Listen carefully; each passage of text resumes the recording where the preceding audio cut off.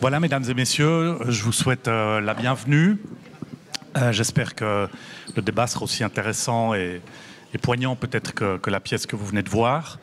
Avant de commencer cette table ronde, on a tenu à laisser quelques minutes la parole aux auteurs de cette pièce et aux comédiens. Didier Nkebereza, qui est ici à mes côtés, ici présent, et puis Frédéric Landenberg, qui joue donc Joe dans le film. On a trouvé important parce que les comédiens, le metteur en scène ont poussé, disons, la rigueur professionnelle, on va dire, jusqu'à se rendre à Treblinka. Avant la présentation de cette pièce. Et j'aurais voulu demander à Frédéric d'abord peut-être quelle impression il a retenu de ce voyage à Treblinka et dans quelle mesure, pour incarner ce rôle, le rôle du salaud, ce voyage a été nécessaire et peut-être bouleversant pour vous. En tout cas, c'est clair que c'est une chance qui nous a été offerte, qu'on aimerait bien avoir sur chaque production, de pouvoir aller s'imprégner comme ça, surtout s'il s'agit de sujets aussi prenants que celui de cette pièce. On s'attendait bien à ce que ça soit émouvant, en tout cas que ça nous bouscule, mais peut-être pas à ce point-là. Parce non seulement on a été à Treblinka, mais en fait on est parti 4 jours en Pologne. Donc on a d'abord été visiter le ghetto, avec un guide qui nous a expliqué un peu comment les choses s'étaient passées à ce moment-là. Et puis ensuite, on est allé à Auschwitz, Birkenau. Et le 3e jour, on est allé à Treblinka. Donc c'était intense, on va dire, comme séjour. Ça nous a permis de nourrir, en tout cas, en ce qui me concerne, c'est vrai que par exemple, je ne connaissais pas ce rôle de la Judenrat et des policiers juifs. Je ne savais pas que le ghetto était totalement gardé par les policiers, finalement les nazis étaient entraient très peu, voire pas, au début en tout cas dans le ghetto. Et cette organisation horrible en fait. Et puis cette responsabilité en fait que tout à coup ces personnes, en l'occurrence le personnage de Joe, comment est-ce que se poser toutes ces questions, quoi. Comment est-ce qu'on en arrive là au départ, ça vient petit à petit, je pense, hein. C'est-à-dire au départ c'est pour avoir quelques avantages, peut-être de la nourriture en plus, et puis au départ ils se rendaient pas forcément compte de ce que ça allait devenir, et puis petit à petit, peut-être même qu'ils disaient que certains ont pu se dire ça me permettra d'aider ma famille, mes proches, ou je sais pas. Et puis petit à petit, les choses ont viré, sont devenues atroces, et ils ont fait le pire travail, quoi. Jusqu'à ce que, c'est un petit peu ça qu'on s'est raconté par rapport à cette pièce, et je pense que c'est ce que Robert Badinter voulait raconter, c'est que ce personnage-là, comme tous les policiers de la police juive, ils ont aidé à rafler entre 6 et 10 000 personnes par jour. Ils les amenaient à Lumschlagsplatz pour qu'ils soient emmenés ensuite à Treblinka. C'est inimaginable, hein. Et jusqu'à ce qu'il n'y ait plus personne. Et le dernier trajet, en fait, c'est eux qu'on a mis dans les trains, quoi. C'est-à-dire que peut-être certains... Alors ce que nous, on s'est raconté, c'est que ce personnage-là, il a vu le vent arriver, et puis il a essayé de sauver de sa peau jusqu'au bout, quoi. Mais voilà, du coup, ça nous a permis d'aller voir cette réalité-là. Ça nous a donné aussi une autre forme de responsabilité, quoi, en tant qu'acteur ou artiste avec un projet comme ça, parce qu'on racontait, c'est particulier, hein, quand même d'entrer dans. Alors c'est vrai que c'est écrit comme une tragédie. Voilà, c'est du théâtre, mais après ça nous donne une responsabilité particulière. Et le fait d'avoir été là-bas, ça nous a tous imprégné de tout ça, et je pense que c'était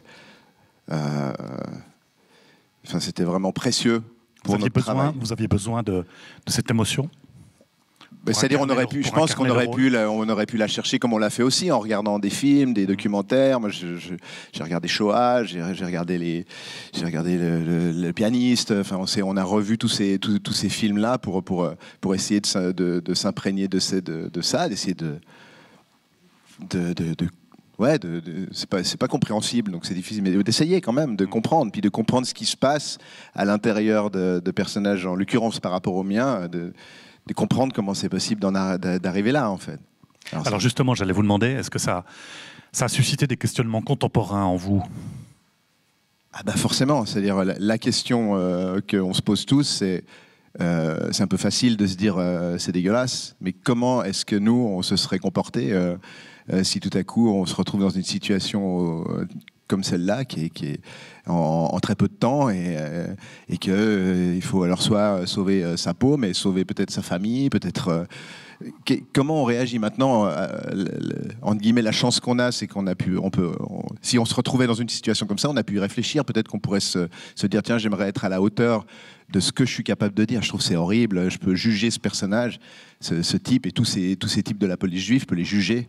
Et puis peut-être que je serais un véritable héros si une chose comme ça arrivait. Après, la question, elle est plus complexe quand il s'agit vraiment de se retrouver dans des horreurs pareilles, quoi. Donc, ouais. C'est assez remuant, disons. Alors, c'est évidemment quelque chose dont on va débattre tout à l'heure. Didier Nkapereza, j'avais une question à vous poser. Je vous l'ai posée au téléphone oui. Tout à l'heure. Votre papa est d'origine burundaise. Vous avez c'est un pays que je connais bien pour avoir couvert et le Burundi et le Rwanda. Les prémices du génocide rwandais ont commencé au Burundi. Est-ce que dans l'envie de mettre en scène cette pièce, pour vous, il y avait une forme d'atavisme, une forme de recherche de comprendre quelque chose par rapport à votre filiation? Comprendre peut-être pas, mais j'avais la possibilité en fait d'en parler parce qu'en fait il y a c'est peut-être aussi un des sujets de de la table ronde ensuite, c'est de savoir est-ce qu'il y a la Shoah et d'autres génocides. Mais en tout cas, je dirais qu'il y a des génocides dont on parle et il y en a d'autres dont on ne parle pas. C'est effectivement le cas du génocide de Burundi de 1972, d'ailleurs qui ne s'appelle pas un génocide, on appelle ça un événement. Et quand les Burundais parlent de 300 000 tués en un été, ils parlent des événements de 1972. Et donc, moi, c'est quelque chose... Bon, voilà, mes parents étaient très actifs politiquement et on a accueilli en fait pas mal de réfugiés suite aux événements de 1972. Événements qui ont été aussi très souvent niés par la communauté internationale, au même titre que ce qui se passait dans le ghetto de Varsovie a été très longtemps nié par la communauté internationale. Et donc c'était aussi évidemment pour moi, en fait, à travers cette histoire, la possibilité de parler un peu, non pas de la mienne, mais de celle d'un enfant.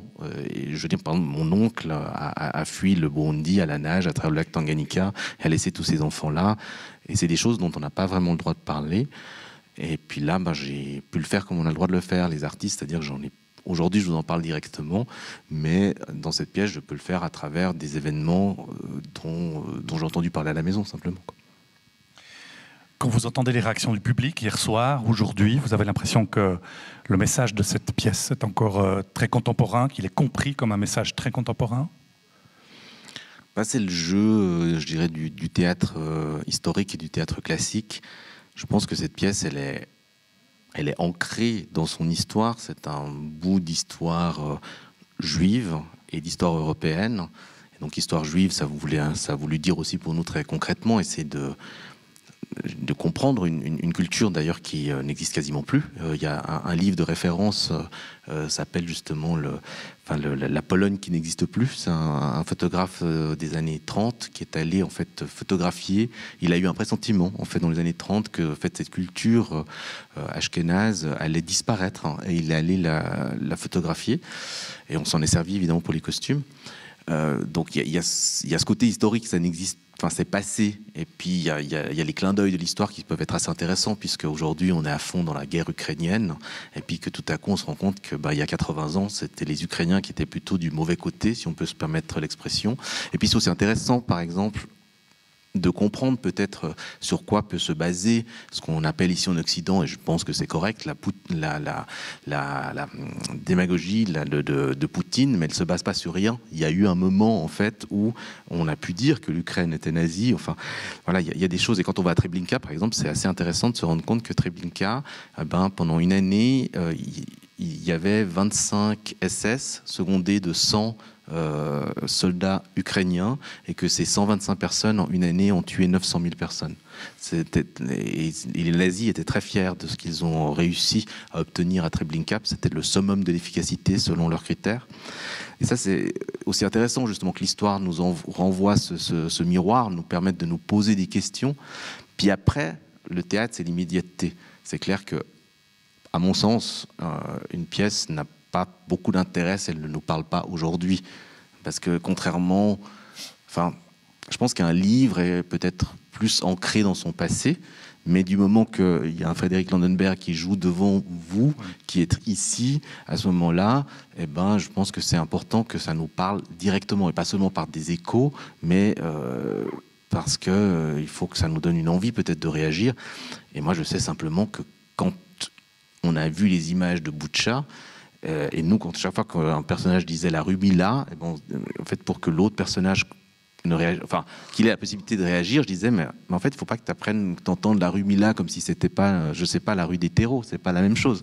La rue Mila, ça veut dire Boutcha aujourd'hui. Ouais, c'est ça.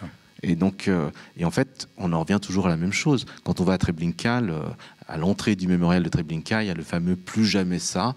Et malheureusement, aujourd'hui encore, on peut le dire, plus jamais ça. Et la guerre en Ukraine, c'est pas très loin. C'est chez nous, c'est en Europe. Ce sera le thème de notre discussion. Merci beaucoup. Bravo aux comédiens, au nom de tous les comédiens que je salue ici. J'aimerais savoir si la vidéo de Robert Badinter est prête ou pas.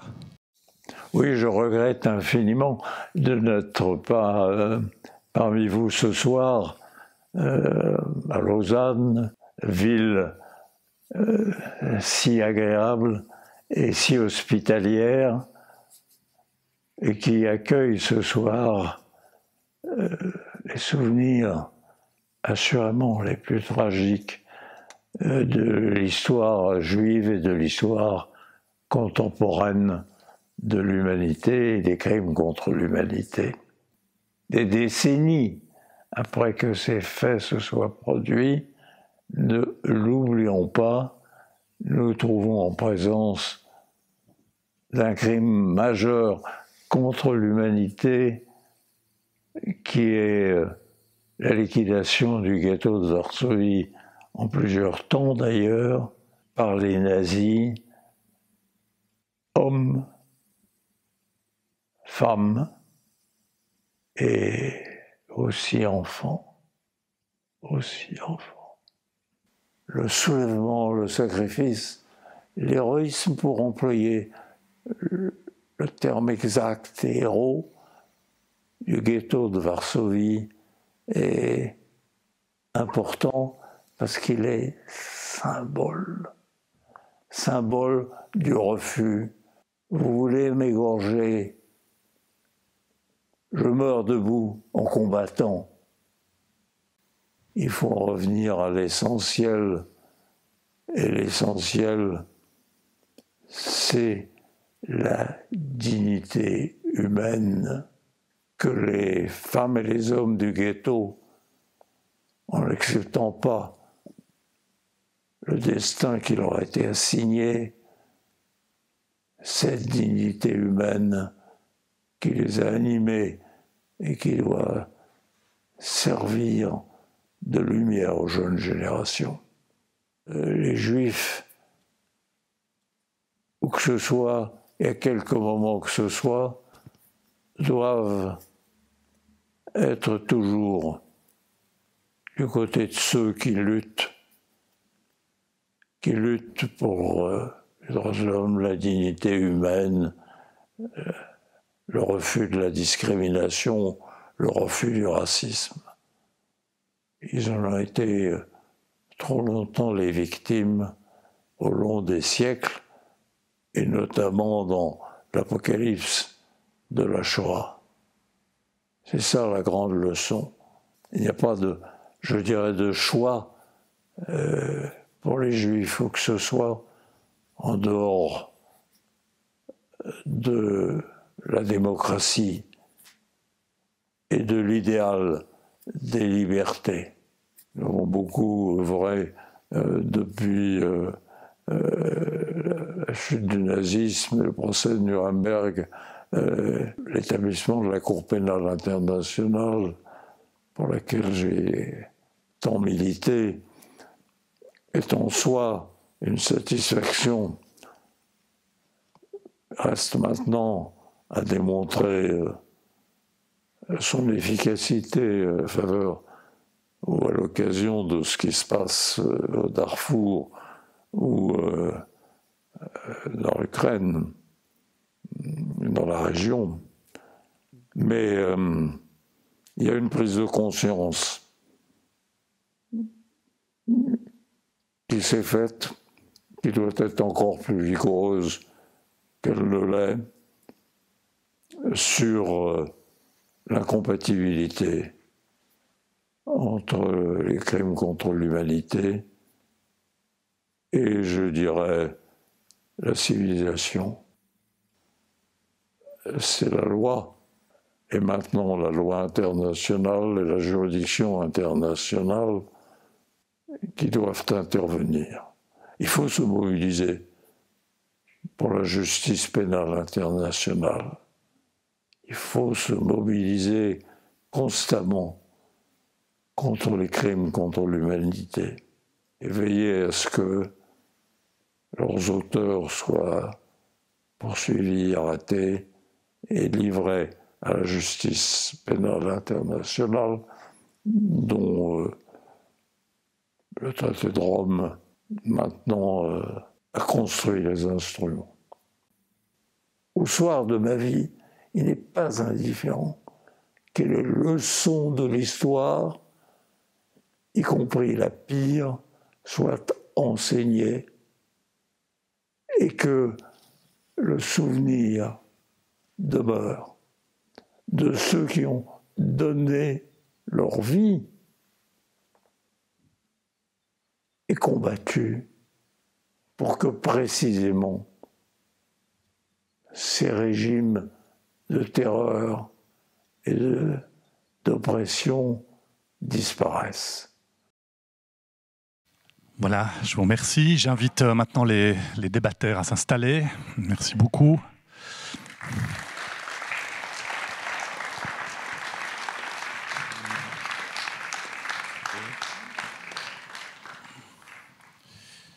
Madame Graf, peut-être. Madame Graf, peut-être ici. Voilà, alors je dois dire que j'ai beaucoup apprécié parce que la société académique m'a laissé beaucoup de liberté pour ce débat. Le thème est vraiment 80 ans après le soulèvement du ghetto de Varsovie, quels en sont les enjeux contemporains en particulier. Nous avons ici donc des historiens, nous avons Martine Bruchwin-Graf, que vous connaissez certainement, qu'on ne présente plus, j'ai envie de dire, ancienne conseillère nationale, conseillère d'État à Genève et actuelle présidente de la Commission fédérale contre le racisme. Jacques Ehrenfreund, à ma droite, professeur d'histoire à l'UNIL, spécialiste de l'histoire des Juifs et du judaïsme. Briand Favre, qui est doctorant en droit à l'UNIL, vous nous expliquerez quel est l'objet de votre thèse. Et enfin Damien Scalia, qui est professeur à l'Université libre de Belgique, qui est surtout chargé de cours à l'UNIL et spécialiste de la justice criminelle. Rassurez-vous, il y a beaucoup de juristes ici, mais mon envie est d'être proche de thématiques contemporaines. On va parler de l'héritage de la Shoah d'abord et de l'héritage de Nuremberg. J'aimerais commencer peut-être par le constat que bien sûr est né de la Seconde Guerre mondiale l'effroi de ce qui s'était passé, de la Shoah. Une forme de justice a accouché. On a évidemment en tête Nuremberg, justice imparfaite. Mais évidemment, la question contemporaine aujourd'hui, c'est est-ce que de Varsovie, de Nuremberg à aujourd'hui, aux poursuites contre Vladimir Poutine, par exemple, pour l'enlèvement d'enfants en Ukraine, en passant par l'impunité et l'horreur qui ont continué depuis 80 ans. Je citerai en vrac, excusez-moi cette expression, le Rwanda, évidemment, les Rohingyas, le Darfour, les Ouïghours et j'en passe. Est-ce que Varsovie, finalement, n'a servi à rien? Est-ce que Nuremberg n'a servi à rien? J'ai envie de commencer par vous, Martine Bruchwin-Graf. Il y a quelques jours, Amnesty International a publié un rapport qui fait état de racisme systémique en Suisse, encore présent. Est-ce que ça vous inquiète, ça? Je vais vous donner ce micro. Voilà, comme ça je peux vous interrompre si jamais. Je vous en prie. Je vous en prie. Je crois qu'il va. On vous entend. Non. Est-ce que l'autre va? Oui, on échange. Le temps qu'on vous... On peut nous rétablir celui-là? Merci. Je vous en prie. Oui, je ne sais pas si on va partir très longtemps sur le racisme systémique parce qu'on pourrait en parler pendant pas mal de temps. Ce que montre le rapport d'Amnesty, mais ce que montrent aussi d'autres rapports et d'autres analyses, c'est qu'en fait, il y a un fondement de racisme qui subsiste dans nos sociétés. Il subsiste dans la société suisse comme il subsiste dans d'autres sociétés. Quand on parle de racisme systémique, on est proche du racisme d'État institutionnel, organisationnel dans certaines fois, mais là, ce qu'on voit avec la Shoah ou avec le Rwanda ou ailleurs, on est véritablement dans une forme de racisme d'État. Ce que je dirais, c'est que quand on observe encore aujourd'hui les différents mouvements, les États d'âme, mais quand on sonde finalement l'opinion en Suisse, des habitants de la Suisse, on s'aperçoit par exemple qu'il y a un pourcentage régulier et toujours à peu près dans la même dimension d'antisémitisme qui est lié aux stéréotypes, etc. On voit apparaître la même chose d'ailleurs pour la population noire ou pour les musulmans, ce sont les trois populations qui sont les plus observées en Suisse. Donc ça signifie que quelque part, quel que soit ce qu'on connaît de l'histoire, ce que l'on sait de comment elle a fini, de ce qui a pu s'y passer ou pas s'y passer, les événements eux-mêmes ne sont pas, pour un certain nombre de gens, un enseignement qui va les faire changer d'avis. Et donc ça, il faut le comprendre et le voir tel que c'est. Et puis, la deuxième chose, mais je pense que là, on doit tous se poser la question, c'est pas moi qui dois la traiter seule, c'est comment finalement on construit quelque chose de façon institutionnelle pour détruire, pour mépriser d'abord, pour détruire ensuite, et pour en faire quelque chose qui devient presque pour des populations une forme de normalité. Parce que finalement, ce dont on discute ici, c'est du fait qu'on fait passer des gens de la fonction d'être humain à celle d'objet, et qu'à partir de là, tout est permis. Mais on partage ça pas seulement avec les gouvernants, on partage ça aussi avec la population à un moment donné. Et ça, c'est un problème qui est un problème récurrent pour quelqu'un qui s'occupe de racisme. Jacques Ehrenfreund, j'aimerais qu'on fasse un petit retour. Est-ce qu'il fonctionne maintenant? Oui, j'aimerais qu'on fasse un petit retour, enfin un grand retour dans l'histoire, à Nuremberg en particulier. J'ai revu le verdict de Nuremberg et on peut dire que les auteurs, les coupables de l'écrasement du ghetto de Varsovie ont finalement été condamnés, ont été pendus pour une partie. Pourtant, on a estimé que la justice rendue par Nuremberg était imparfaite. J'aimerais savoir si c'est votre jugement, si dans le fond on peut considérer que l'histoire a jugé les auteurs dans le fond de l'écrasement du ghetto de Varsovie d'une part, et d'autre part, est-ce que cette justice selon vous a évolué? Est-ce qu'on est allé vers une justice, une meilleure justice que celle qui a été délivrée à Nuremberg? Alors, c'est une question sur laquelle je ne suis pas complètement compétent. D'abord parce que je ne suis pas historien de la justice et que c'est une question vraiment très difficile. Ce que je peux dire sur Nuremberg, vous me permettrez de ne pas répondre à la question parce que je ne peux pas y répondre. Mais ce que je peux dire sur Nuremberg, c'est que ça a été le lieu où deux concepts absolument cruciaux ont été en compétition, celui de crime contre l'humanité et celui de génocide. Celui de crime contre l'humanité inventé, élaboré, mais là je parle sous l'autorité de juristes, ce que je ne suis pas, mais en tous les cas élaboré par un professeur de droit de l'université de Cambridge, lui-même originaire de Lemberg, juif de Lemberg, du nom de professeur Lauterpacht. Et le concept de génocide était lui aussi élaboré par un autre juriste originaire de Lemberg, Raphaël Lemkin, réfugié, lui, pas en Grande-Bretagne, mais aux États-Unis, à New York, où il a proposé le terme de génocide précisément pour que ce qui soit jugé à Nuremberg, et ça ne l'a pas été, c'est la décision d'éradication totale d'une population. Et le concept qui a été retenu par la justice de Nuremberg est celui de crime contre l'humanité, qui est évidemment un concept extrêmement important, mais la critique qu'adressait Raphaël Lemkin à l'usage de ce concept, c'est que précisément, il ne jugeait pas ou il ne prenait pas en compte la dimension collective du crime. C'est-à-dire qu'on n'a pas uniquement assassiné 6 millions de personnes, on a tenté d'éradiquer tout ce qu'ils représentaient. C'est-à-dire la culture qu'ils avaient portée, la religion qu'ils avaient portée, l'histoire du peuple, d'un peuple antique, encore existant au moment où se passe la révolte du ghetto de Varsovie. Et cette dimension-là, cette dimension collective, n'a pas été prise en compte dans le procès de Nuremberg, d'où son caractère terriblement insatisfaisant. Puis, pour finir, après je m'arrêterai là, rappelez ce que Arendt a écrit, Hannah Arendt, qui est un auteur compliqué, ambivalent. J'ai une admiration infinie pour cette femme, même si beaucoup de ses textes ne cessent de m'irriter. Mais une chose extrêmement importante qu'on lui doit, c'est le fait d'avoir caractérisé la Shoah comme rupture civilisationnelle autour d'une question, et une question essentielle, et qui est l'impossibilité de la punir. Parce qu'une civilisation se caractérise par le fait que lorsqu'un crime se produit, on peut le juger, le punir, et une fois que la punition a été effectuée, rétablir quelque chose comme un ordre social et politique normal. Or, avec la Shoah, le caractère complètement inédit, c'est que c'est un crime impunissable. Qu'est-ce que la mort de quelques dignitaires nazis face à l'ampleur du crime? Et la rupture civilisationnelle tient au fait précisément que si on ne peut pas punir, comment rétablir quelque chose comme l'ordre social et politique qui a été rompu tragiquement par les événements?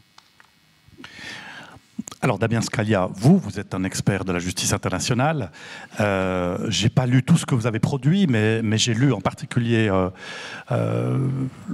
l'étude que vous avez faite, je ne sais plus, c'était votre thèse, en particulier sur les entretiens que vous avez eus avec des gens qui ont été jugés par la justice internationale contemporaine d'aujourd'hui. J'en ai tiré un constat assez pessimiste finalement. Vous considérez, vous esquissez l'idée que la justice internationale aujourd'hui est en échec, ou pour une partie n'atteint pas les objectifs qu'elle s'est fixés. Ce qui me préoccupe, en 80 ans, donc la justice internationale n'a pas vraiment évolué. Alors si, elle a évolué, et heureusement qu'il y a eu Nuremberg, parce qu'il y a pu avoir d'autres jugements par la suite. Maintenant, elle a en elle quelque chose, une sorte de péché originel, si je peux me permettre, c'est que la justice internationale pénale juge des individus. Et c'est nécessaire, mais ce n'est pas suffisant à un moment. Et je reviens à ce que disait Madame Bruch-Fingraf. Il y a un moment, on est face à un racisme systémique, structurel, étatique. Et quand on juge des individus, on ne juge jamais ce racisme systémique. Et elle est nécessaire, mais elle n'est pas suffisante, cette justice internationale pénale. Mais finalement, avec Nuremberg, elle a commencé et elle était indispensable. Aujourd'hui, on a eu les tribunaux pénaux internationaux pour l'ex-Yougoslavie, le Rwanda, la Cour pénale internationale. Alors, il faut faire attention aux attentes qu'elle provoque quand on entend un procureur international dire « je mets en accusation Poutine ». Aujourd'hui, il faut être un peu réaliste. Poutine ne sera pas à La Haye avant quelques...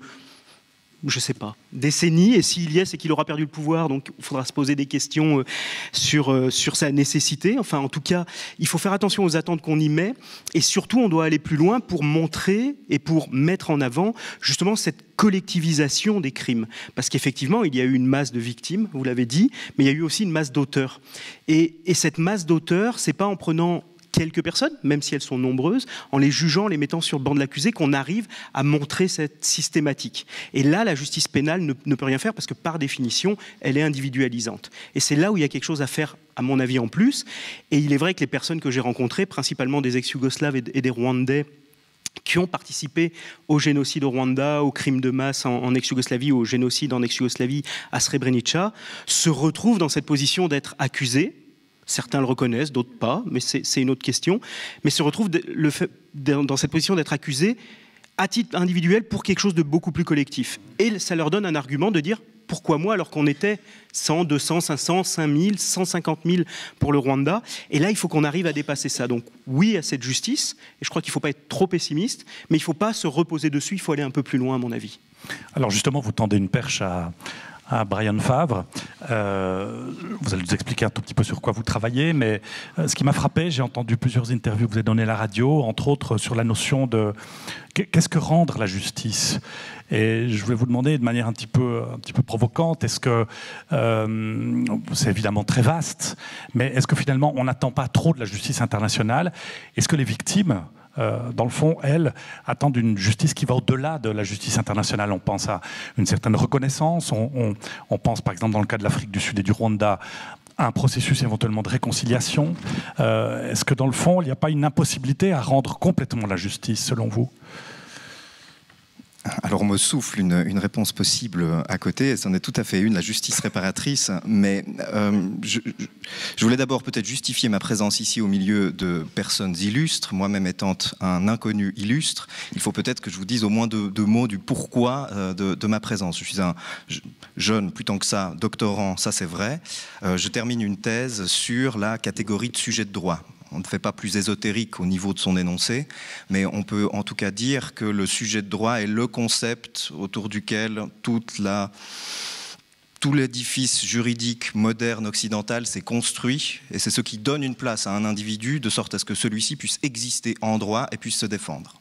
Alors il se trouve que par rapport à notre discussion d'aujourd'hui, je réfléchis à l'histoire ou à la généalogie de ce concept, mais je le fais à partir d'un cas particulier qui peut sembler totalement anecdotique et même irrévérencieux par rapport à notre discussion d'aujourd'hui. Je le fais à partir du cas des animaux. Néanmoins, d'un point de vue philosophique, et je fais de la philosophie du droit, de la théorie juridique, c'est précisément à partir des cas liminaires que l'on pense le cœur de la catégorie, le cœur de ce qui fait qu'être un sujet de droit, ça veut dire quelque chose et pas autre chose. Et c'est pas pour rien d'ailleurs que dès le moment où on a cherché à extraire une partie des êtres humains de la catégorie de sujet de droit, on en a fait des animaux.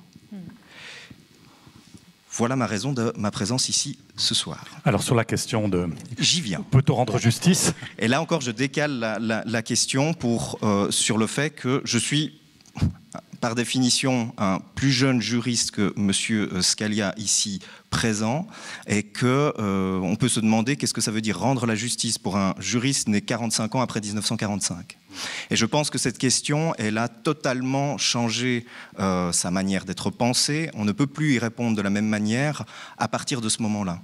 Pour une raison bien simple, c'est que s'il y a des juristes dans la salle, vous savez que dans faculté de droit, dans à peu près toutes les facultés de droit continentales, on nous explique que la justice peut se définir comme étant l'art de l'équité, de pouvoir rendre à chacun ce qui lui est dû, selon une maxime latine que je vous épargne.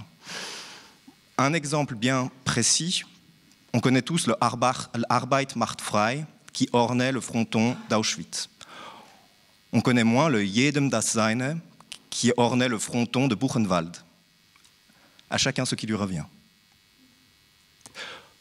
La définition occidentale de la justice depuis les juristes romains, à peu près au IVe siècle après Jésus-Christ, se retrouve au fronton d'un camp d'extermination au début du XXe siècle. Après un tel événement, on ne peut plus être juriste de la même manière.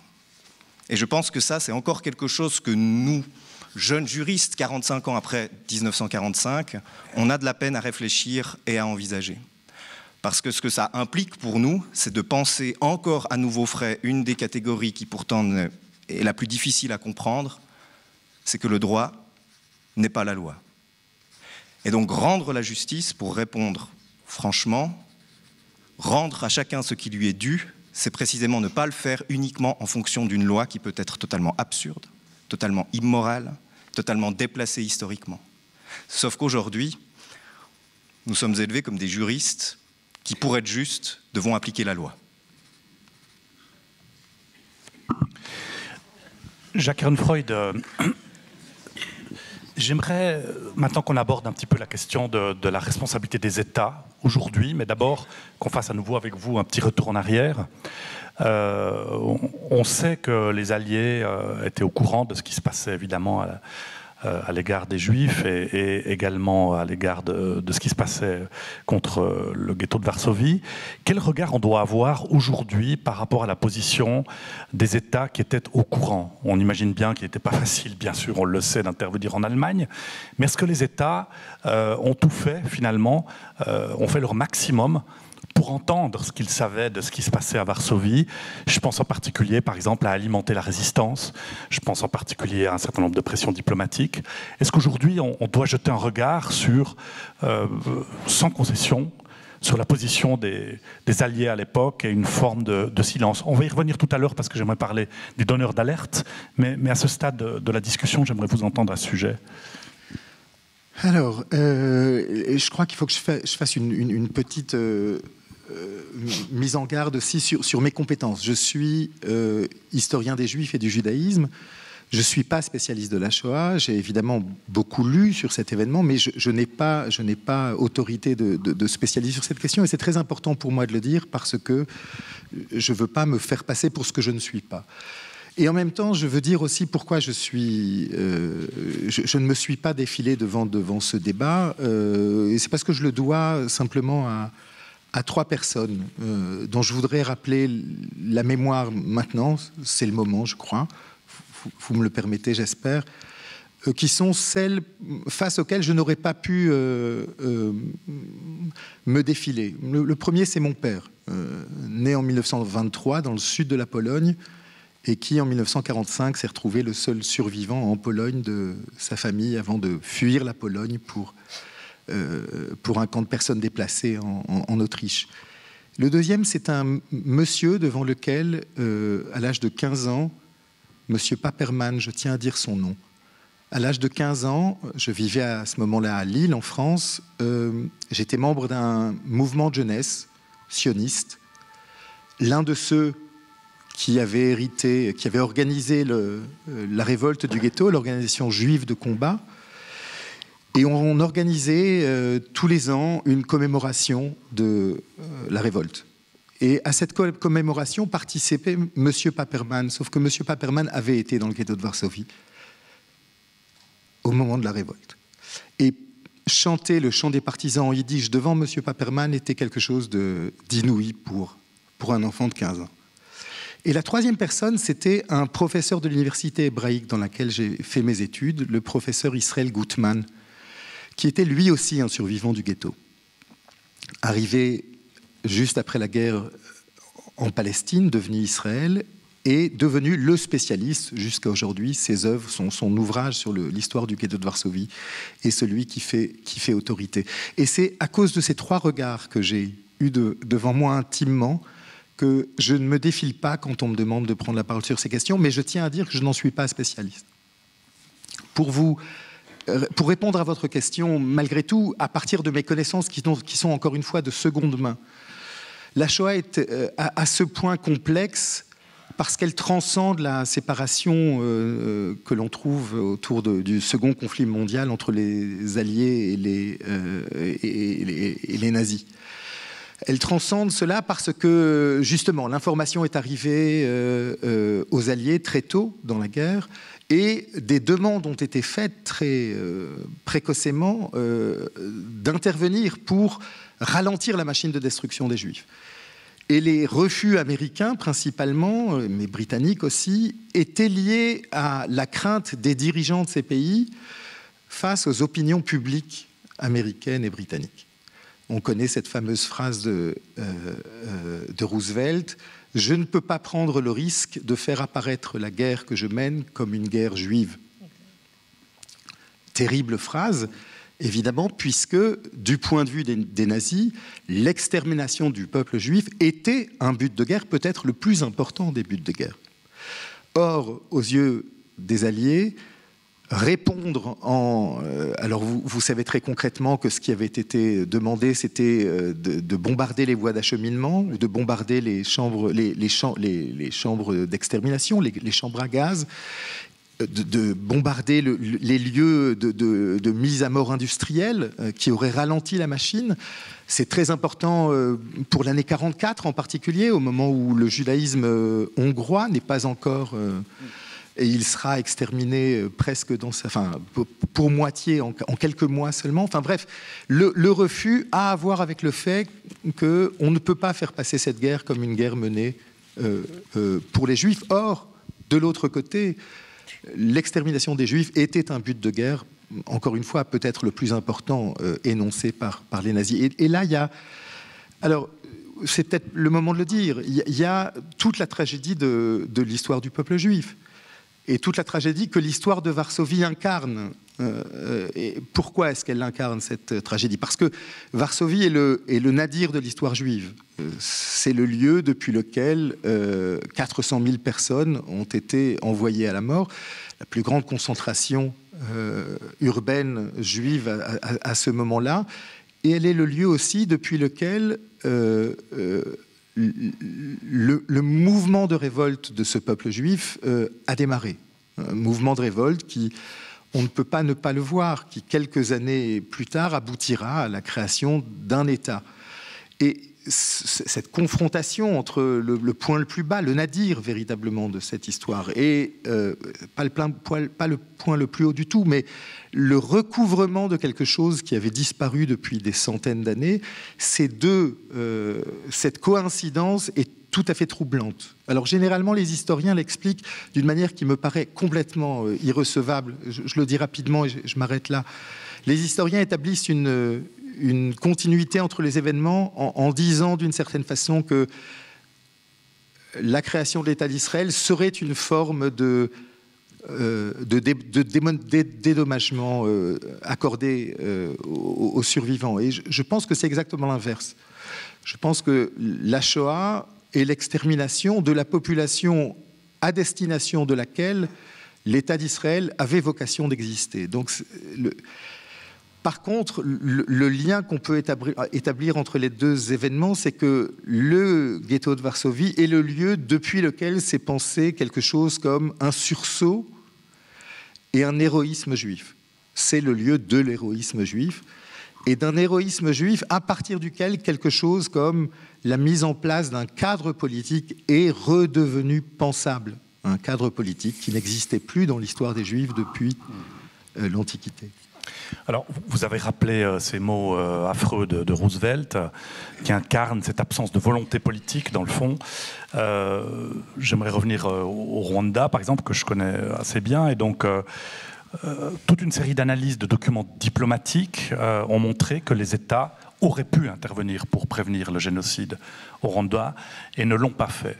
Là, Madame Braunschweig-Graf, vous pensez qu'on n'a rien appris, que là encore, cette absence de volonté politique, elle doit changer, elle pourrait changer dans votre observation? Quelle est encore à la source des maux, au-delà de la haine évidemment et du racisme, l'absence de volonté politique pour interrompre la mécanique de l'horreur en marche? Quand les choses se présentent, elles ne se présentent pas de façon aussi simple, pour commencer.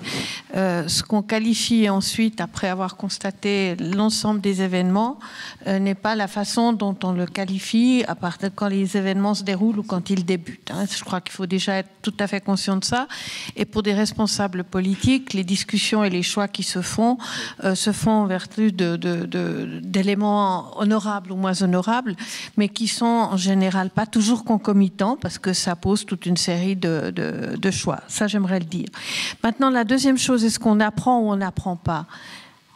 Je crois que les États, en tant que tels, ne sont pas des apprentis de ce genre de choses, parce que les contingences dans lesquelles ils sont n'ont rien à voir, ou pensent-ils n'ont rien à voir avec des choses qui ont pu se passer précédemment.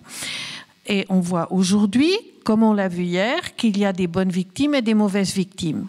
Et ça, c'est, je pense, un élément important dont il faut être conscient aujourd'hui, parce qu'à l'heure où on se parle, il y a des tragédies qui ne touchent pas au génocide, mais qui sont quand même des tragédies qui peuvent se passer en Syrie ou ailleurs, où on a parlé tout à l'heure des Rohingyas et d'autres.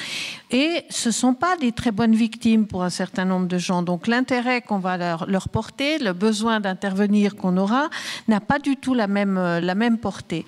On l'a vu avec le Rwanda, probablement avec le même genre d'appréciation. Et ce qui concerne le peuple juif est important parce que depuis des siècles et des siècles, en ce qui le concerne, on va dire de façon crue que pour les États, il a mauvaise presse. Donc c'est pas nouveau et ça se poursuit. Mais c'est vrai aussi pour d'autres catégories de victimes et pour lesquelles le fait de savoir n'est pas nécessairement suffisant. Et ce que dit Roosevelt, pour moi, est très important parce que c'est probablement ce qui, aujourd'hui encore, motive un certain nombre de gouvernants lorsqu'ils prennent des décisions dans ce genre de domaine. Que va penser l'opinion publique? Est-ce que je vais avoir des problèmes ou ne pas en avoir? Est-ce que je vais être soutenu par mon opinion publique ou non? Et donc, c'est par cette lunette-là qu'on juge, et à partir de là, c'est difficile de dire qu'on a appris, parce que l'opinion publique n'est pas la sagesse. D'autant plus qu'elle est soumise à la propagande, on va y venir.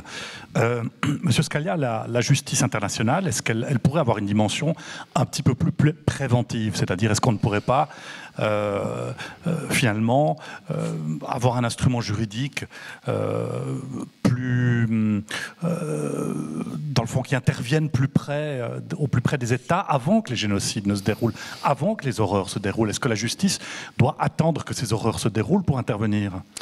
De ce qu'on a entendu... Parce qu'elle a des instruments. Alors, elle a des instruments. De ce qu'on a entendu, en tout cas, elle apparaît souvent quand on a une culpabilité de ne pas être intervenu avant. Et je crois que ce que vous avez dit est juste, qu'on a vu au Rwanda, on y était. Enfin, voilà. On voit ce qu'il en est. Cette justice internationale qu'on a souvent qualifiée de justice de vainqueur, c'est peut-être parce que justement une partie des vainqueurs, ou en tout cas une partie du monde, se retrouve à culpabiliser de ne pas être intervenu avant. Et là elle a un problème. Et il ne faut pas oublier, je reviens sur ce que disait Brian et ce que disait Madame Bruch-Fingraf, c'est qu'on est... le droit reste un outil politique. Il ne faut pas l'oublier. Le droit n'est pas il n'est pas objectif, il n'est pas neutre, c'est un outil politique. Et quand des États expliquent, ou quand le procureur de la Cour pénale internationale abandonne des affaires contre les États-Unis, alors que 2 mois après, il relève ou il engage des affaires contre Poutine, c'est un choix politique avant tout, de politique pénale, de politique tout court, et ça, je crois qu'il faut pas l'oublier. Après, est-ce que la justice internationale a des outils pour empêcher ce qui se passe? A priori, et bien malheureusement, depuis Nuremberg, elle n'a pas servi à dissuader grand monde. En tout cas, quand on est à des postes de pouvoir, il y a une immunité telle, ou en tout cas on se sent dans une immunité telle, même si elle n'existe pas obligatoirement, qu'on se dit il vaut peut-être mieux gagner la guerre à tout prix plutôt que la perdre et être jugé. Et on l'a vu en Syrie, c'était quand même le meilleur exemple, où maintenant qu'il a gagné la guerre, et à quel prix, aujourd'hui il est revenu sur sur le devant de la scène internationale, et on a vraiment ici un problème. Maintenant, il faut peut-être voir cette justice internationale non pas obligatoirement comme pénale, mais comme une justice qui permettrait une justice sociale. Et là, on a quelque chose qui est quand même un terreau du racisme, on le sait, l'injustice sociale. Avoir une justice internationale complètement indépendante, mais locale aussi, pas que internationale, parce qu'elle est toujours vue comme étant à la haie, comme étant loin, et les personnes que j'ai rencontrées me diront tous, mais c'est les Blancs qui nous jugent, et il y a un moment, effectivement, c'est les Blancs qui vont juger les personnes de couleur ou les Noirs, et c'est vécu comme ça. Et il y a un moment, cette justice internationale, oui, elle peut avoir un impact, mais il faut la prendre plus globalement que simplement en se disant, on va aller taper sur celui qui a condamné, qui a tué. Il faut aller taper sur celui qui a tué, bien sûr, mais il faut faire autre chose. Et là, la justice a quelque chose à apporter. J'aimerais juste qu'on s'arrête 1 minute, je vous en prie. Oui, ce serait peut-être juste pour amener un peu d'eau au moulin du professeur Scalia, pour souligner dans le cas précis que le caractère politique, finalement, des mesures qui ont été prises ou non. Je ne suis pas historien, donc les éléments que je rapporte, je ne mets pas de lien de consécution entre ces différents événements, mais ce sont des faits qui, effectivement, d'un point de vue juridique, méritent d'être rappelés parce qu'on le fait relativement peu. En 1938 a lieu une conférence à Évian qui est convoquée par le président Roosevelt, qui veut essayer de traiter de la question des réfugiés juifs qui sont en grand nombre après l'Anschluss. Alors il se trouve que la Suisse refuse d'héberger cette conférence, raison pour laquelle elle a lieu à Évian, juste de l'autre côté du lac. Cette conférence échoue lamentablement à traiter de la question de la reprise des réfugiés juifs. Alors, il y a une bataille d'historiens, de nouveau, dans laquelle je ne rentre pas, quant à savoir, est-ce qu'à ce moment-là, la solution finale, la Vernichtung, en sens du fait de tuer et exterminer étaient déjà implémentés, ou si d'aventure, mais là, avec des si on pourrait refaire l'histoire, mais si d'aventure des pays avaient accepté de recevoir à ce moment-là des Juifs, si on aurait pu limiter les dégâts. Donc avec des si on pourrait refaire plein de choses, mais encore un exemple supplémentaire. Conférence qui échoue lamentablement en 1938. En 1939, il y a un cas assez connu d'un bateau, le Saint-Louis, qui part du port de Hambourg avec à son bord 960-965 juifs allemands. Il part pour essayer d'amener ces réfugiés quelque part de l'autre côté de l'Atlantique. Ils vont à Cuba, Cuba refuse. Ils vont en Floride, la Floride refuse. Face à ces refus, le bateau revient en Europe pour les débarquer où ? En France, qui sera bientôt envahie, et certains qui ont un peu plus de chance, en Angleterre. 6 mois, ce bateau est resté en mer. 6 mois pendant lesquels les ports des futurs alliés sont restés clos, pour des raisons politiques que je ne juge pas, mais qui font intimement partie de la fabrique du droit et de la fabrique de la décision politique. Donc à ce moment-là, ces pays-là ont considéré qu'ils n'allaient pas recevoir sur leur territoire des réfugiés juifs. Ouais, c'est intéressant. J'aimerais qu'on s'arrête une minute avec vous, Martine Broch-Wennegrave, en particulier on en a parlé un petit peu avant, sur le rôle de la propagande. Il y a Robert Badinter évoque la passivité des Polonais dans son introduction. Ça se ressent d'ailleurs à travers toute la pièce. On sait à quel point la propagande, la désinformation a joué dans la fabrication de la haine, la fabrication de l'antisémitisme.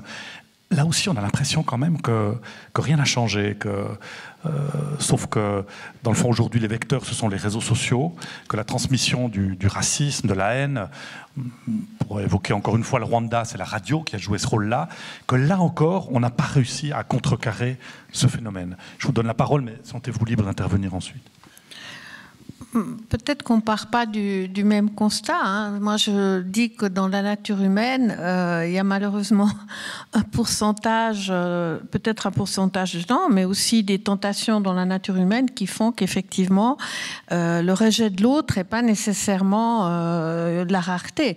Et quand je dis n'est pas nécessairement la rareté, c'est pour dire poliment que quand les derniers constats qu'on a sur la Suisse, c'est que 20 à 30% des gens qui sont interrogés tous les 2 ans, donc le même pourcentage, nous dit qu'en fait, il y a des gens qui dérangent.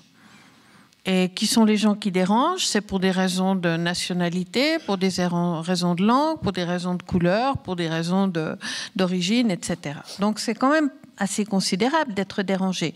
Donc aujourd'hui, quand on est dans la propagande, on a forcément un terreau. Et il s'agit d'utiliser ce terreau et les réseaux sociaux vont le faciliter. Mais en aparté tout à l'heure, je disais toujours aussi que les réseaux sociaux peuvent aussi avoir une autre vertu. Parce que quand on parle de la Shoah ou quand on parle de certains génocides qui étaient à l'origine, en dehors du moment où il y avait des réseaux sociaux, la divulgation n'était pas la même. Parce qu'au fond, on allait porter la nouvelle à des responsables et on espérait que ces responsables en fassent quelque chose. De temps en temps, on essayait un peu plus loin, mais on n'avait pas ce pouvoir, ni celui de la presse, qui était pour la plupart du temps une presse de guerre.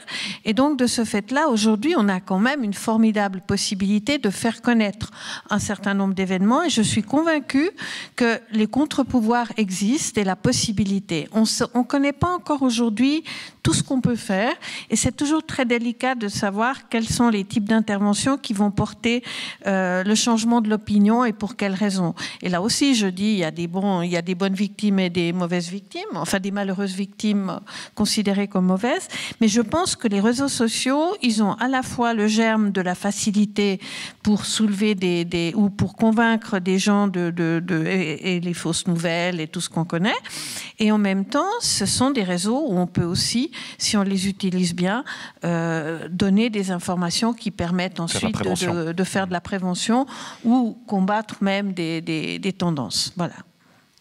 Vous partagez ce point de vue optimiste sur le fait qu'on peut contrecarrer les propagandes aujourd'hui? Très rapidement. Je le partage pas, non. Je le partage pas parce que je crois que c'est le moment de lever peut-être un lièvre un peu délicat et pourtant qui me semble très important. La Shoah ne s'explique que partiellement par le racisme. L'antisémitisme est en partie un racisme. L'antisémitisme est dans une petite portion de son histoire un racisme, mais l'antijudaïsme est pendant très longtemps autre chose qu'un racisme. Et ce qui m'inquiète une fois que j'ai établi ce constat, c'est que précisément de ce fait-là, la lutte contre le racisme aujourd'hui, parfois, passe au-dessus des menaces qui pèsent sur les populations juives. Et je crois que c'est la situation réelle en Europe aujourd'hui.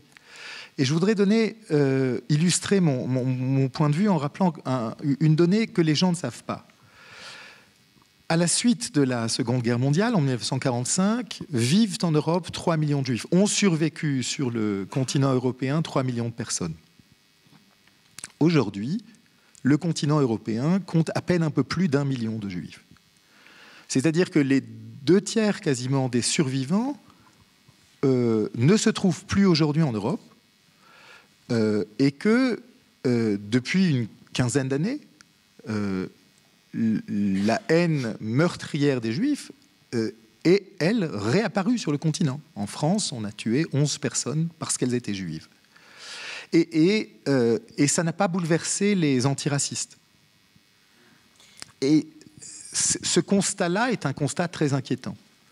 Parce que précisément, on peut avoir l'impression que ce qu'on a appelé pendant très longtemps, ce qui a été construit depuis les années 90 comme la pédagogie de la Shoah, la pédagogie mémorielle, et la construction de la mémoire de la Shoah comme, j'ai envie de dire très méchamment, une ligne Maginot contre l'antisémitisme, et bien que cette ligne Maginot, comme la ligne Maginot réelle, a été contournée ces dernières années par une haine adressée aux Juifs qui ne prend pas la forme du racisme traditionnel.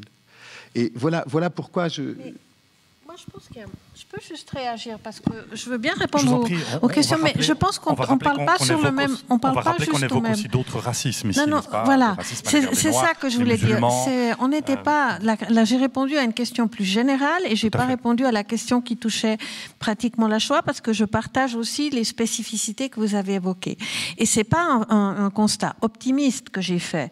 J'ai dit ça. Non, ça je le dis à notre meneur de jeu là. Vous me connaissez, Martine. Voilà, parce que là, c'est simplement que les outils existent, mais j'ai dit aussi qu'on ne savait pas encore aujourd'hui comment on pouvait les utiliser. Mais les outils existent pour ça. Mais ça ne touchait pas une solution qui touchait la Shoah. C'était les racismes en général et la propagande qui les porte. Voilà, juste pour être clair. Très bien.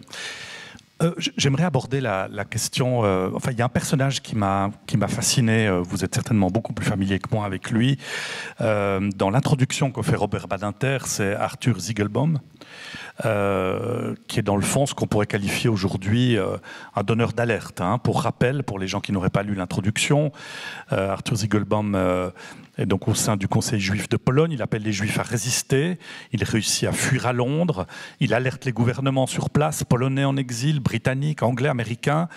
Il finit par se suicider face dans le fond, au silence qu'on lui oppose. Il laisse une lettre de dénonciation forte dans laquelle il accuse la passivité de l'humanité entière, des gouvernements et des peuples du monde libre. On pourrait dire aujourd'hui que c'est un donneur d'alerte, comme il y en a tant. J'ai personnellement interviewé par exemple des gens qui ont des Ouïghours ou des Rohingyas. Est-ce qu'on en fait assez? Je me tourne peut-être là vers les juristes qu'on n'a pas entendus. Est-ce qu'on en fait assez là pour protéger ces donneurs d'alerte, pour leur donner la scène quand ils viennent voir aujourd'hui les gouvernements? Alors les médias, en principe, on le fait, on a nos propres contradictions, mais dans le fond, est-ce qu'on ne devrait pas donner, même en termes de justice, un tout petit peu plus de puissance à la voix des donneurs d'alerte? Est-ce que ça ne contribuerait pas peut-être à prévenir les génocides et les horreurs? Alors en tout cas, je pense qu'il faut protéger beaucoup plus les donneurs d'alerte, que ça soit sur des crimes de masse, sur des crimes financiers. Et je crois que la Suisse ici a aussi des leçons à recevoir, ou d'autres lanceurs d'alerte. Je pense effectivement aujourd'hui qu'on a une protection à donner en plus du statut de réfugié ou de l'accueil des personnes qui sont persécutées, mais aux personnes qui, justement, dénoncent ces crimes. Et là-dessus, je rejoins ce que vous disiez tout à l'heure, à savoir que ces réseaux sociaux permettent de dénoncer ces crimes. Je ne suis pas tout à fait d'accord avec ce que mon collègue a dit. Je pense qu'il ne faut pas faire une concurrence des victimes. Il y a une spécificité sur ce qui s'est passé contre les Juifs et qui existe encore, mais ça ne doit pas occulter ce qui se passe à côté, comme le reste ne doit pas occulter ce que vous disiez. Je pense qu'il faut faire attention à cette concurrence qu'on essaye de faire parfois, qui peut justement enlever le problème central. Mais sur ces lanceurs d'alerte, je pense effectivement, vous le touchez, votre question elle est presque rhétorique, oui, on n'en fait pas assez, tout comme on ne protège pas assez les journalistes, à mon avis, parce qu'eux font partie de ces lanceurs d'alerte, et tout comme on n'accueille peut-être pas assez ces personnes qui dénoncent ce qui se passe, en revenant à ce qui a été dit tout à l'heure, parce qu'on les accueille à partir du moment où finalement il va y avoir un accord presque international sur le fait que les crimes sont commis. Or, avant cet accord, il y a des gens qui se font tuer, et c'est là trop tard, c'est trop tard. Et il est presque trop tard, oui. Pour aller aussi dans ce sens-là, la figure du lanceur d'alerte, elle est voisine d'autres figures qu'on connaît en droit, qui sont des figures de personnes qui, pour le dire très rapidement, essayer de faire le bien, dans une définition qui reste toujours à établir, sont amenées à un moment donné à enfreindre la loi. Donc j'en reviens à ce que personnellement je disais tout au début sur cette distinction entre loi et droit. Il est très clair que lorsque vous avez par exemple quelqu'un comme Edward Snowden qui met en garde la planète entière sur un programme de surveillance mondial mené par le gouvernement américain, et que ce même gouvernement cherche par tous les moyens à l'emprisonner. Pourquoi ? Parce que précisément il a potentiellement mis, non pas vraiment des vies américaines en jeu, mais tout simplement parce qu'il a enfreint la loi concernant le caractère top secret des données. Donc vous avez ici, bien entendu, la cavalerie du côté politique qui revient en jeu, à savoir qu'on ne donnera pas sa protection à un lanceur d'alerte de la même manière en fonction du contexte politique dans lequel on se situe. Mais plus généralement, je pense que la question, en tant que philosophe du droit, c'est plutôt celle-ci qui, moi, m'intéresse, c'est comment est-ce que le droit se met même en capacité de pouvoir recevoir quelque chose qui est une infraction à la loi. Il y a quelque chose de profondément contradictoire à demander à la justice, qu'elle soit nationale ou internationale, de comprendre un acte illégal. Mais tant qu'on n'arrive pas, ne serait-ce qu'à avoir une définition du droit et de la justice qui puisse admettre cela, la question, elle pourra être institutionnellement réglée, j'en doute fort, parce qu'en fait, l'impossibilité, elle est avant tout philosophique. Bon, il existe une mécanique de justice internationale qui prévoit l'imposition de la paix, quand même, article 6, je crois. L'imposition de la paix. L'imposition de la paix, la peace enforcement. Ça fonctionne. Okay. Oui, il me semble que ça devrait fonctionner, non ? Non, mais c'est prévu. Oui, mais le droit a cette magnifique capacité à être un flatus vocis la plupart du temps sur des points de cet ordre. C'est comme de dire que le droit de la guerre n'existe plus. Il n'existe effectivement plus dans les traités internationaux. Il n'existe que le droit contre la guerre. Les décisions sous chapitre 7 des Nations Unies. Oui. Ouais. Juste pour lever une ambiguïté. Bien évidemment, on est tous d'accord sur le fait que la concurrence des victimes est une absurdité absolue et un danger réel. Cependant, il faut vraiment prendre en compte la spécificité de chacun des événements historiques. Sinon, on ne fait pas son travail d'historien. Et puis surtout, sinon, on s'empêche de percevoir des choses qui nous permettent d'agir dans le réel. Donc, surtout pas de concurrence des victimes, c'est la pire des choses qu'on puisse imaginer, une alliance des victimes au contraire, et en même temps reconnaître à chacun des cas de crimes de masse ses spécificités, pas la spécificité de la Shoah, la spécificité de chacun des crimes de masse. Ils sont tous tout à fait singuliers et spécifiques, ils n'ont pas tous les mêmes spécificités. Je voulais juste dire un mot sur l'histoire du droit et de la loi et le fait de ne pas respecter la loi. C'est un problème qu'on a connu, notamment avec le passage des Juifs et les initiatives individuelles qui ont été prises aux frontières. Hein. Et moi, j'ai siégé dans la commission de réhabilitation du Conseil national et j'ai participé à toute la première partie qui a permis de réhabiliter un certain nombre de personnes en raison de leurs activités pendant la guerre. Et là, on constate une chose, on constate qu'on est en train de parler de ce qui s'est passé, puis en même temps, on est toujours interpellé par ce que l'on vit. Et est-ce que les arrangements avec la loi d'aujourd'hui, dans certains cas, c'est le cas par rapport aux réfugiés, c'est le cas par rapport à certains autres phénomènes humanitaires, comment est-ce qu'on les regarde aujourd'hui et comment est-ce qu'on va les regarder demain? Et pour moi, ça, c'est vraiment quelque chose pour lequel je n'ai pas de réponse et je suis très contente que vous ayez soulevé cet aspect des choses. Alors, on arrive gentiment au bout de ce débat, mais j'aimerais nouer la gerbe, si j'ose dire, par une des questions fondamentales qui est... Pardon ? C'est une belle expression. Une des questions fondamentales qui est posée par cette pièce, qui a été d'ailleurs posée par le comédien tout à l'heure. Qu'est-ce qui fait de nous des salauds? Qu'est-ce qui fait de nous des héros? Qu'est-ce qui fait de nous des Joe, des Rivka ou des Samuel? Qu'est-ce qui fait aujourd'hui que certains résistent, agissent et que d'autres se complaisent finalement dans des situations qui mènent à des catastrophes? Vaste question, mais j'aimerais entendre nos orateurs ici. Qu'est-ce qui fait de nous des Joe ou des Rivka? C'est dur pour finir. Non, moi, alors je sais pas. Moi, contrairement à mes collègues, j'ai aucune légitimité à vous parler aujourd'hui. Très clairement. Par contre, peut-être un point et qui me fait rebondir quand même là-dessus. Moi, je vous l'avez dit, j'ai rencontré une soixantaine, un peu plus maintenant, de personnes qui ont commis ces crimes, en fait, qui ont commis des génocides, qui ont commis des crimes de guerre, qui ont commis des crimes contre l'humanité. Ça vous rend très légitime. Alors, disons que ça rend légitime leur parole, et moi, je ne fais qu'un média ici. Et donc, je les ai rencontrés en prison pour la plupart, puisqu'ils ont été condamnés par cette justice internationale. Et je ne reviendrai pas sur la justice elle-même, mais sur les actes. Il y a deux choses. D'abord, je suis sorti de ces entretiens en n'étant pas sûr que j'aurais fait les bons choix, à titre personnel. Mais ça, on en parlera autour d'une bière, ça sera plus sympa. Par contre, il y a, et vous le disiez tout à l'heure, au moment où les crimes arrivent, il y a une rationalité, il y a une normalité qui est différente, qui n'est pas la normalité de là, maintenant, qui est une autre normalité. Et le personnage de Joe est fantastique à ce niveau-là. Et on ne peut pas le juger 70 ans après. C'est pas possible. Parce que, en fait, à sa place, je ne sais pas ce que nous, on aurait fait. J'espère qu'on n'aurait pas fait les mêmes choix, mais j'ai du mal à me dire qu'on ne les aurait pas fait. Si on a un enfant en jeu, si on a une femme en jeu, un homme en jeu, ou même parce que ils voulaient juste manger. Et ces gens, moi, que j'ai rencontrés, ils étaient tous humains comme vous et moi. Ils n'avaient pas plus de pathologies. Alors certains en avaient, mais comme vous et moi sûrement. D'autres en avaient moins. Ils avaient des souffrances au moment où je les ai rencontrés. Ils n'avaient pas vu leur famille. Ils avaient mal au dos parce qu'ils étaient âgés ou je ne sais quoi. Et quand ils me racontaient comment ils sont passés à l'acte criminel de masse, alors déjà ils me disaient, mais moi j'ai pas commis le génocide, j'ai pas tué 800 000 personnes.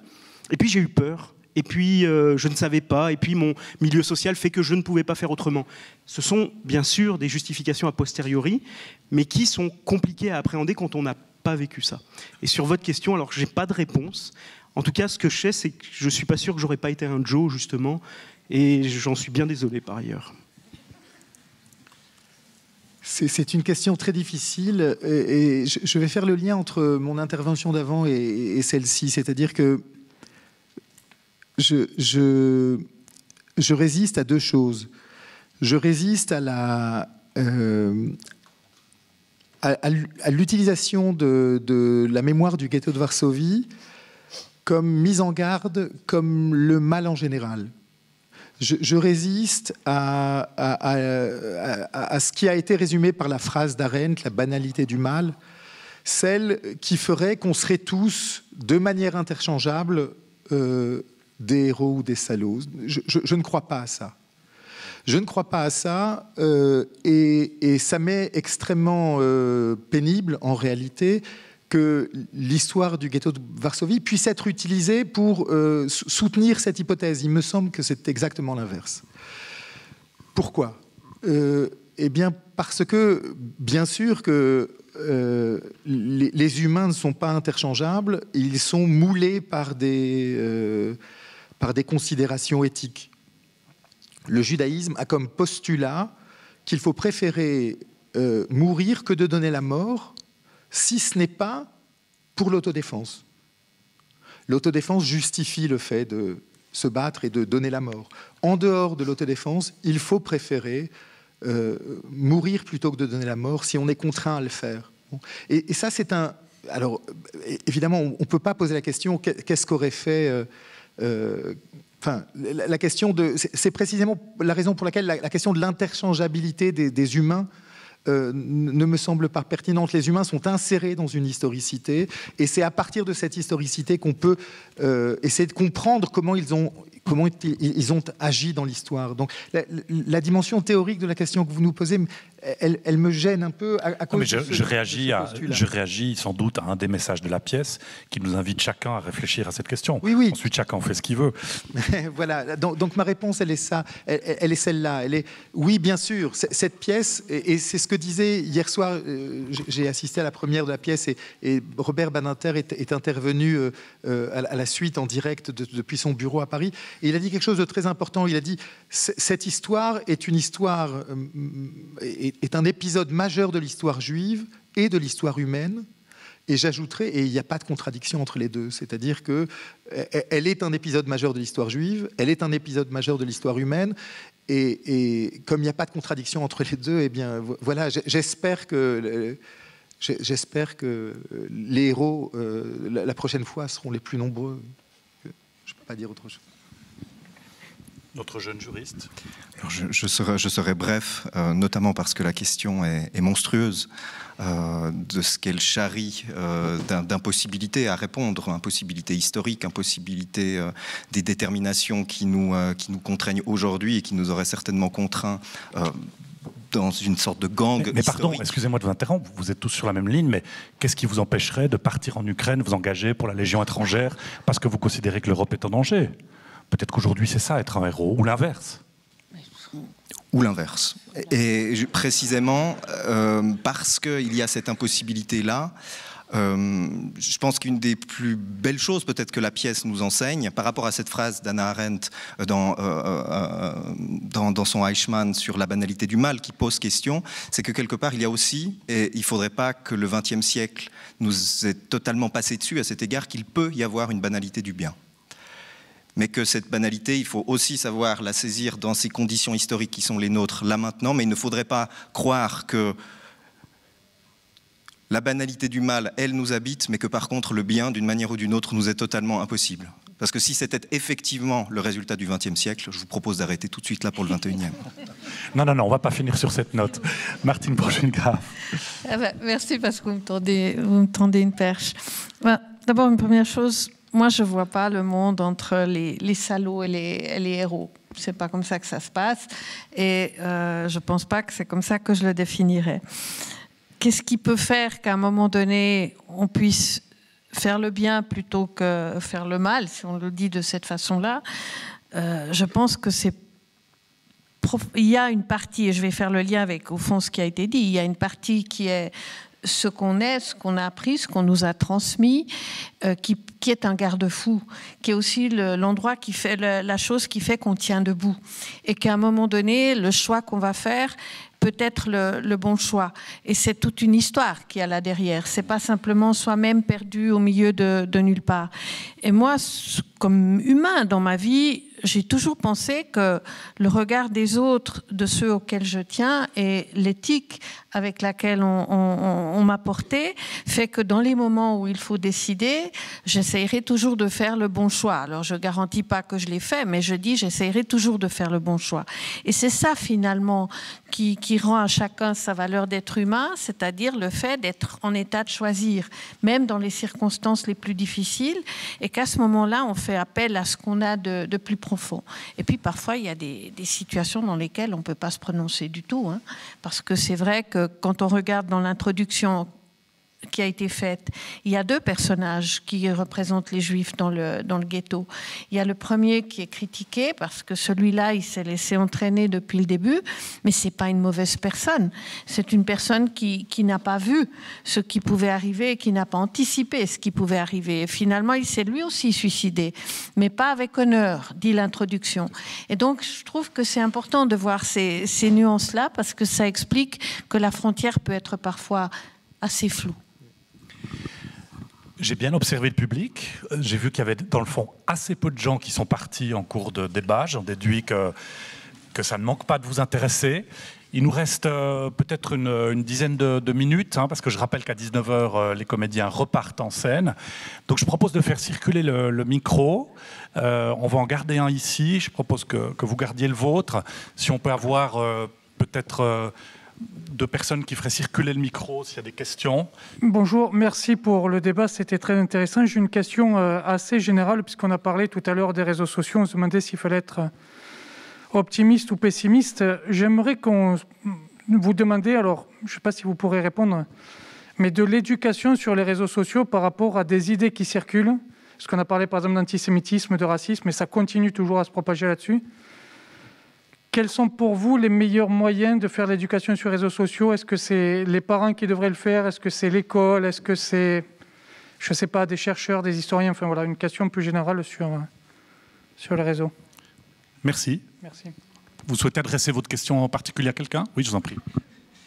C'est une très bonne question qui est compliquée parce qu'on est toujours entre des biens juridiques qui s'opposent. Il y a une question de liberté d'expression à un moment, et il y a une question de qu'est-ce qui va être justement du racisme, de l'antisémitisme ou autre.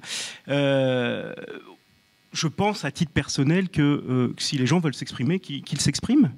C'est pas ça. Le problème, c'est qu'est-ce que ça traduit systémiquement parlant. Si systémiquement parlant, ça traduit une discrimination, alors là, on a un vrai problème. Et je pense que vous le disiez tout à l'heure, on a aujourd'hui, ici, maintenant, une discrimination systémique, un racisme systémique qui est problématique. Et finalement, le réseau social, tout comme des journaux, mais vous me contredirez si je me trompe, en tant qu'historien, tout comme des journaux à l'époque diffusaient ces idées raciales, ces idées discriminatoires qui étaient systémiques. Et c'est finalement qu'un symptôme. Le problème, il n'est pas dans le réseau social en tant que tel. Donc je ne suis pas certain qu'il faille une éducation spécifique aux réseaux sociaux. Par contre, qu'il faille une éducation spécifique contre le racisme, contre la discrimination, et quelle qu'elle soit. Je pense que là, on a quelque chose à faire. Et ça, c'est de l'ordre de l'État en termes d'éducation et dès le plus jeune âge. Ça, c'est l'ancienne ministre de l'Instruction publique qui vous dit qu'effectivement, c'est le cas. La Commission fédérale contre le racisme va publier un rapport au mois de juin, je pense, qui traite justement des manuels scolaires et de la façon dont on traite ou on ne traite pas le racisme, l'antisémitisme et tout ce qui est lié dans les manuels scolaires.